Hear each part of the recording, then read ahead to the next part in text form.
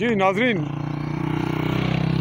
मारूफ लोग बकरवाल जिनसे बात करते हैं। अस्सलाम वालेकुम, क्या हाल है यार? ये बकरियां बिच वड्डियां नहीं, कोई निकियां सब ये कितनियां बच्चे कितने नहीं? कोई पता नहीं, गिनती नहीं आ सकती।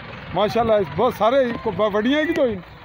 जी नाजरीन, ये एक बहुत बड़ा रेवड़ जिसमें आप देख रहे हैं कि तमाम ही मीडियम साइज़ और दरमियानी उम्र के बच्चे हैं बकरियों के जो संभल रहे हैं। कुछ बीच में बहुत छोटे हैं, बाकी बड़े बड़े हैं। और माशाल्लाह बकरवाल गुजर। हाँ जी, ये रही जी एक जिसकी टांग टूटी हुई है और इसको लेके जा रहे हैं ये उसी तरह।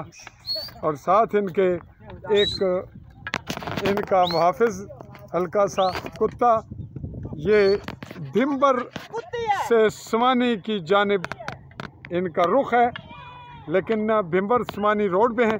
कहाँ जाएंगे इस सिलसिले में कहना मुश्किल। तो ये बकरवालों का लाइफस्टाइल। हाली न्यूज़ के प्लेटफॉर्म से चौधरी फजल रहमान, मुमलिकत जम्मू कश्मीर के गरबी जम्मू के ज़िला भिम्बर से रहा मुखातिब। अल्लाह हाफ़िज़।